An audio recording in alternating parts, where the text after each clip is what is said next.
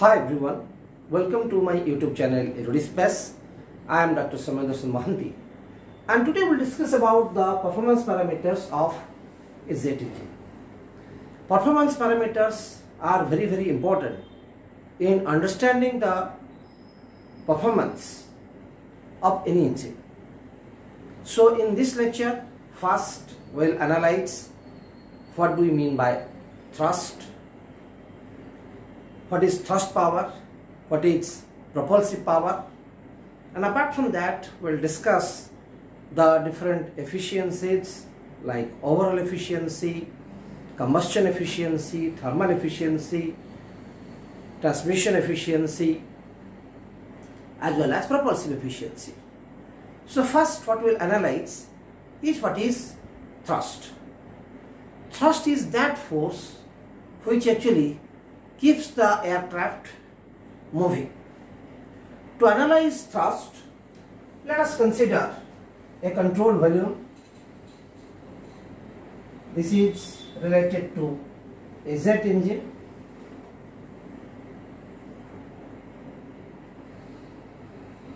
This is related to the inlet condition. We have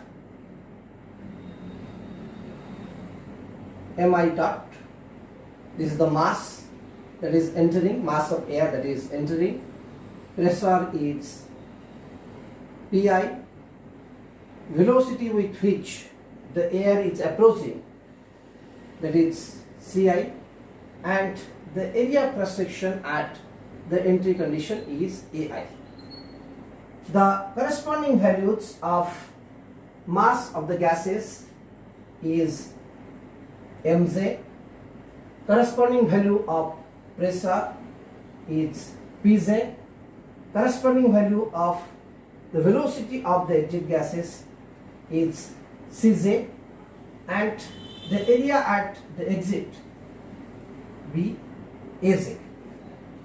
And this is the fuel which is added to the system. Let it be mf dot. Now,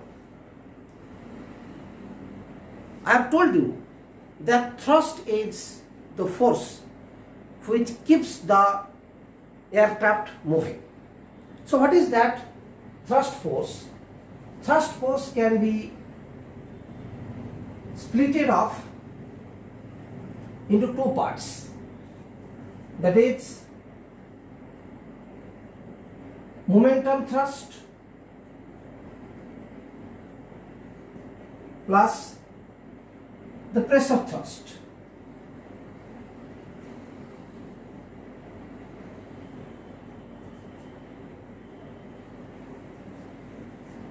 So what is momentum thrust? Momentum thrust is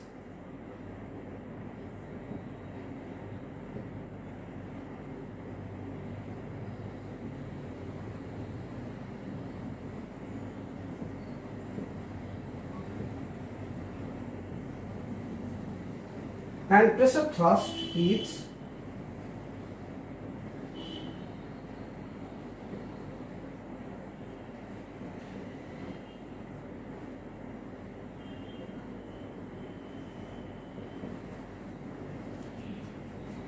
now out of the two thrust, as far as the pressure thrust is concerned, it is very small compared to the momentum thrust, because for subsonic velocities, the difference between Pj and Pi is negligibly small. So usually for all practical purposes, this thrust is actually not considered. Now, the thrust is equal to mj cj minus mi ci. Now, if you consider the conservation of mass,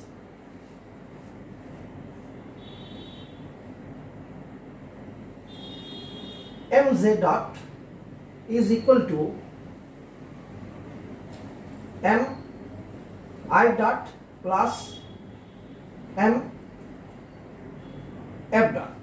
That means the mass of the gases is the summation of mass of air entering the system plus the mass of fuel, that is added. But this value of mf is very small compared to this value, so you can consider the ma is equal to mi for all practical applications. And when you are considering the specific thrust, that is the thrust for unit mass, so instead of mj you can take mi, and instead of mi you can also take mj. So specific thrust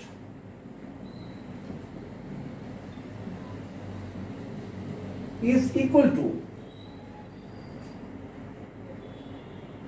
Cj minus Ci. Specific thrust is nothing but the thrust for unit mass of air. Next thing that we are going to discuss is about the thrust power. Thrust power actually is the rate of work done for keeping the aircraft moving at constant velocity Ci. And you should understand, air is approaching the jet at Ci and the gas is leaving at Cj. So the velocity at which the air is approaching the aircraft is the velocity with which the aircraft is actually moving. Now, specific thrust is Cj minus Ci, and as far as thrust power is concerned, it is the product of specific thrust multiplied by the velocity with which the aircraft is moving. Now, considering the specific thrust, the thrust power may be represented by Tp. H, the thrust multiplied by the velocity with which the aircraft is moving. I have already told you that the velocity with which the aircraft is moving is nothing but the velocity with which the air is approaching the aircraft. So this is your thrust power. Next is your propulsive power. Propulsive power is nothing but the change in kinetic energy between the inlet air and the exit gases. Now, what is propulsive power? That is equal to Cj square by 2 minus Ci square by 2. Here also we are considering the specific propulsive power. Now, as far as the propulsive efficiency is concerned, propulsive efficiency represented by eta P is the ratio between the thrust power and the propulsive power. So thrust power is Cj minus Ci into Ci divided by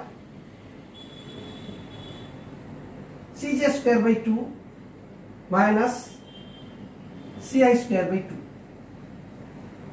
You can denote this as equation 1 and this as equation 2. Now, eta P is equal to Cj minus Ci into Ci divided by Cj square minus Ci square by 2. So that is equal to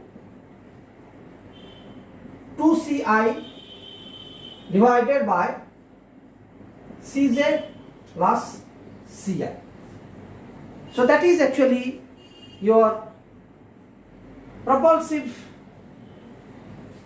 efficiency, and propulsive efficiency is the ratio between the thrust power and propulsive power. When we are considering the thrust, it is important to remember that if you consider this equation itself, this will become 1 when Cj is approaching Ci, that is the velocity of the gases is equal to the velocity of the aircraft. But it is important to remember that specific thrust is given by Cj minus Ci. So when both are equal, no thrust will be developed. So that's why we have to strike a balance to ensure that we get a reasonably good propulsive efficiency as well as good thrust. It has to be a compromise between both. So this is related to the propulsive efficiency. So apart from propulsive efficiency, we have to deal with some other efficiencies when it comes to the jet engine, and the most important is what we call your overall efficiency. The overall efficiency represented by eta O is the product of combustion efficiency,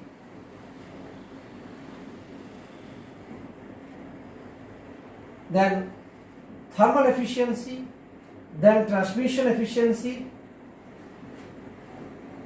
and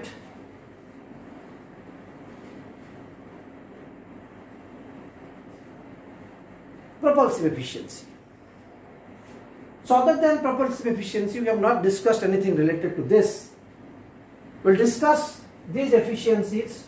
Overall efficiency actually represents the overall performance of the engine. What is combustion efficiency? Combustion efficiency is actually the actual heat developed to the energy and fuel supplied.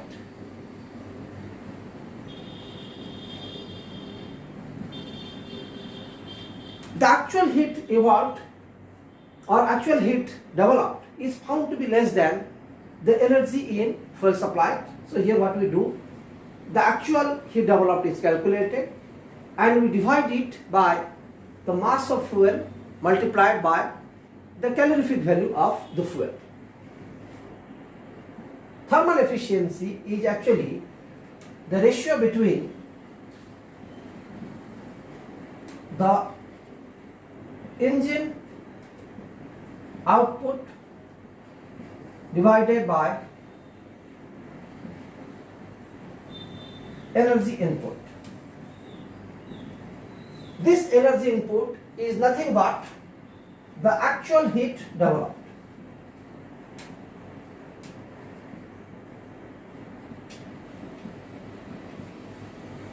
Then we have transmission efficiency.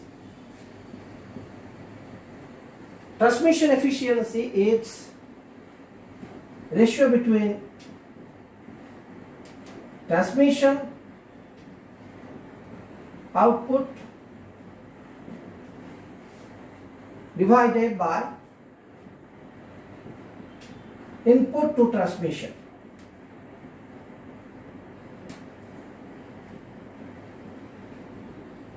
This input to transmission is nothing but your engine output. And the last one is the propulsive efficiency, that is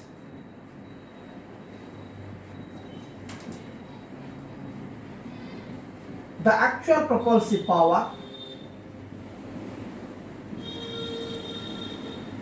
divided by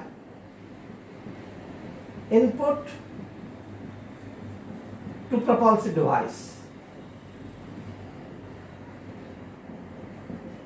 That is nothing but the transmission output.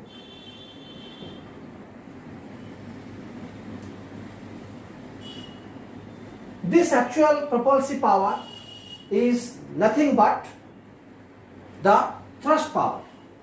So you can represent that the overall efficiency is the ratio between the actual propulsive power or thrust power divided by the energy in fuel supplied.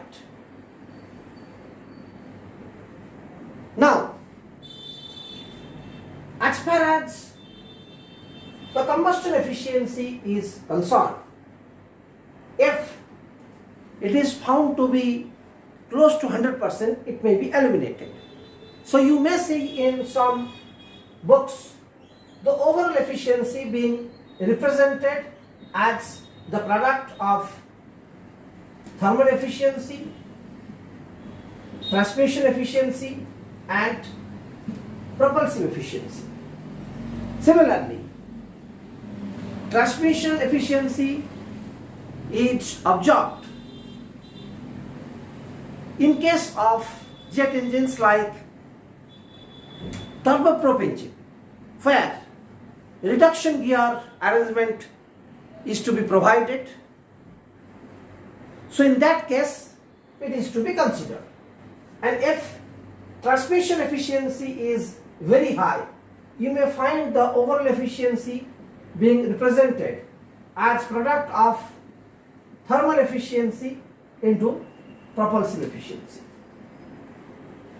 So I sincerely believe that today's lecture on performance parameters of jet engine would be extremely useful in understanding the fundamental concepts of thrust power, propulsive power, then the different efficiencies, right from overall efficiency to combustion efficiency to thermal efficiency to transmission efficiency to propulsion efficiency, etc., etc.